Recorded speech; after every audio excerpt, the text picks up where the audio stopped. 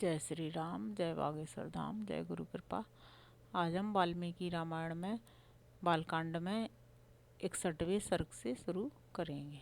जय राम रमा रमणम समनम भव ताप भयाकुल पाहि जनम अब देश सुरेश रमेश विभो शरणागत मागत पाहि प्रभो। जय राम रमा रमणम समनम। जय श्री राम। 61वां सर्ग हिंदी में।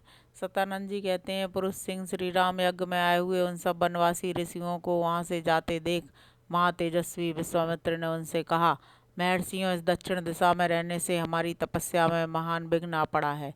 अतः अब हम दूसरी दिशा में चले जाएंगे और वहीं रहकर तपस्या करेंगे। विशाल पश्चिम दिशा में जो महात्मा ब्रह्मा जी के 3 पुष्कर हैं, उन्हीं के पास रहकर हम सुखपूर्वक तपस्या करेंगे, क्योंकि वह तपोवन बहुत ही सुखद है।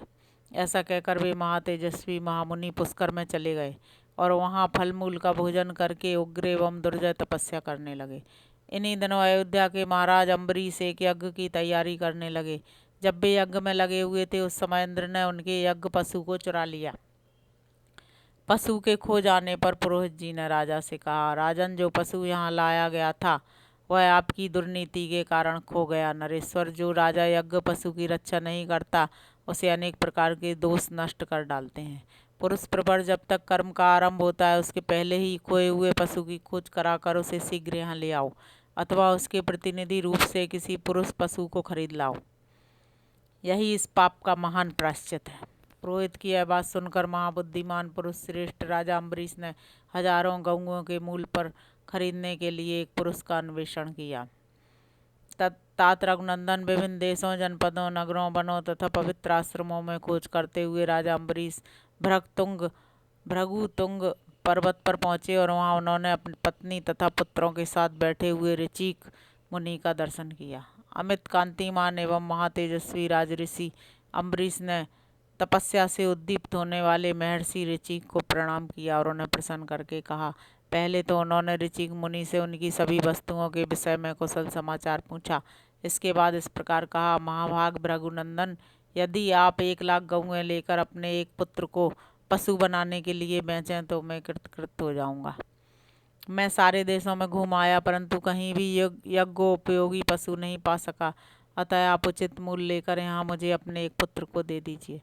उनके ऐसा कहने पर महातेजस्वी ऋचिक बोले, नरश्रेष्ठ, मैं अपने ज्येष्ठ पुत्र को तो किसी तरह नहीं बेचूंगा। ऋचिक मुनि की बात सुनकर उन महात्मा पुत्रों की माता ने पुरुष सिंह अम्बरीश से इस प्रकार कहा, प्रभु, भगवान भार्गव कहते हैं कि ज्येष्ठ पुत्र कदापि बेचने योग्य नहीं है, परंतु आपको मालूम होना चाहिए जो सबसे छोटा पुत्र सुनक है वह मुझे भी बहुत ही प्रिय है। अतः पृथ्वीनाथ, मैं अपना छोटा पुत्र आपको कदापि नहीं दूंगी। नरश्रेष्ठ, प्राय जेठे पुत्र पिताओं को प्रिय होते हैं और छोटे पुत्र माताओं को। अतः मैं अपने कनिष्ठ पुत्र की अवश्य रक्षा करूंगी। श्री राम मुनि और उनकी पत्नी के ऐसा कहने पर मझले पुत्र सुनहसेप ने स्वयं कहा, राजपुत्र, पिता ने ज्येष्ठ को और माता ने कनिष्ठ पुत्र को बेचने के लिए अयोग्य बतलाया। था मैं समझता हूँ इन दोनों की दृष्टि में मझला पुत्र ही बेचने के योग्य है, इसलिए तुम मुझे ही ले चलो। महाबाहु रघुनंदन ब्रह्मवादी मझले पुत्र के ऐसा कहने पर राजा अम्बरीश बड़े प्रसन्न हुए और 1 करोड़ स्वर्ण मुद्रा, रत्नों के ढेर तथा 1,00,000 गौओं के बदले सुनहसेप को लेकर वे घर की ओर चले। महातेजस्वी महायशस्वी राजऋषि अम्बरीश सुनहसेप को रथ पर बिठाकर बड़ी उतावली के साथ तीव्र गति से चले। इस प्रकार श्री वाल्मीकि निर्मित आर्ष रामायण आदि काव्य के बालकांड में 61वां सर्ग पूरा हुआ। अब हम 62वां सर्ग पढ़ेंगे हिंदी में। सतानंद जी बोले, नरश्रेष्ठ रघुनंदन महायशस्वी राजा अम्बरीश सुनहसेप को साथ लेकर दोपहर के समय पुष्कर तीर्थ में आए और वहां विश्राम करने लगे। श्री राम जब वे विश्राम करने लगे उस समय महायशस्वी सुनहसेप ज्येष्ठ पुष्कर में आकर ऋषियों के साथ तपस्या करते हुए अपने मामा विश्वामित्र से मिला। वह अत्यंत आतुर एवं दीन हो रहा था। उसके मुख पर विषाद छा गया था। वह भूख, प्यास और परिश्रम से दीन हो मुनि की गोद में गिर पड़ा और इस प्रकार बोला, सौम्य मुनि पुंगव, ना मेरे माता है न पिता, फिर भाई बंधु कहाँ से हो सकते हैं। आप ही धर्म के द्वारा मेरी रक्षा कीजिए। नरश्रेष्ठ, आप सबके रक्षक तथा अभिष्ट वस्तु की प्राप्ति कराने वाले हैं। हे राजा अम्बरीश, कृतार्थ हो जाएं और मैं भी विकार रहित दीर्घायु होकर सर्वोत्तम तपस्या करके स्वर्ग लोक प्राप्त कर लूँ, ऐसी कृपा कीजिए। धर्मात्मन, आप अपने निर्मल चित्त से मुझ अनाथ के नाथ हो जाएं। जैसे पिता अपने पुत्र की रक्षा करता है, उसी प्रकार आप मुझे इस पाप मूलक विपत्ति से बचाइए। सुनह सेब की वह बात सुनकर महातपस्वी विश्वामित्र से नाना प्रकार से सांत्वना दे अपने पुत्रों से इस प्रकार बोले।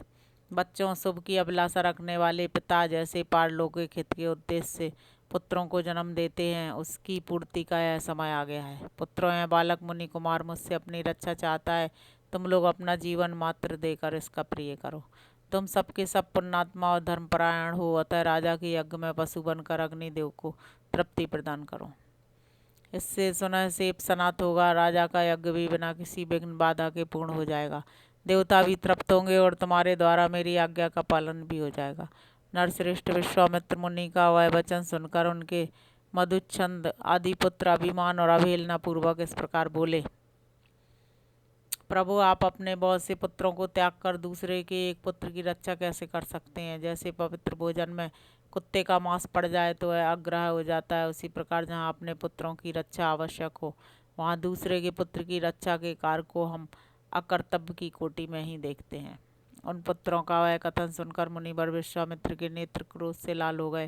वे इस प्रकार कहने लगे, अरे तुम लोगों ने निर्भय होकर ऐसी बात कही है जो धर्म से रहित एवं निंदित है। मेरी आज्ञा का उल्लंघन करके जो है दारुण एवं रोमांचकारी बात तुमने मुंह से निकाली है, इस अपराध के कारण तुम सब लोग भी वशिष्ठ के पुत्रों की भांति कुत्ते का मांस खाने वाली मुष्टिक आदि जातियों में जन्म लेकर पूरे 1000 वर्षों तक इस पृथ्वी पर रहोगे।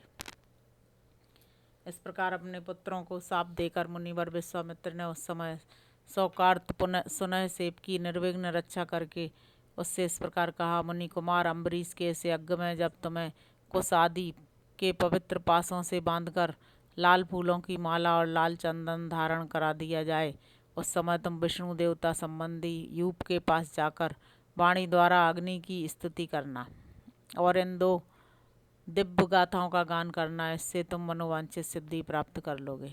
सुनह सेब ने एकाग्रचित होकर उन दोनों गाथाओं को ग्रहण किया और राज सिंह अम्बरीश के पास जाकर उनसे शीघ्रतापूर्वक कहा, राजेंद्र परम बुद्धिमान राज सिंह, अब हम दोनों शीघ्र चलें। आप यज्ञ की दीक्षा लें और यज्ञ कार्य संपन्न करें।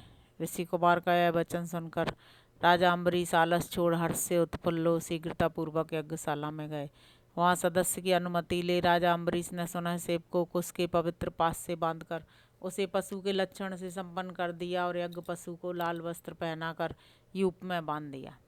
बंधे हुए मुनिपुत्र सुनह सेब ने उत्तम वाणी द्वारा इंद्र और उपेंद्र इन दोनों देवताओं की यथावत स्तुति की। उस रहस्यभूत स्तुति से संतुष्ट होकर सहस्त्र नेत्रधारी इंद्र बड़े प्रसन्न हुए। उस समय उन्होंने सुनह सेब को दीर्घायु प्रदान की। नरश्रेष्ठ श्री राम राजा अम्बरीश ने भी देवराज इंद्र की कृपा से उस यज्ञ का बहुगुण संपन्न उत्तम फल प्राप्त किया। पुरुष प्रवर इसके बाद महातपस्वी धर्मात्मा विश्वामित्र ने भी पुष्कर तीर्थ में पुनः 1000 वर्षों तक तीव्र तपस्या की। इस प्रकार श्री वाल्मीकि निर्मित आर्ष रामायण आदि काव्य के बालकांड में 62वां सर्ग पूरा हुआ। जय श्री राम।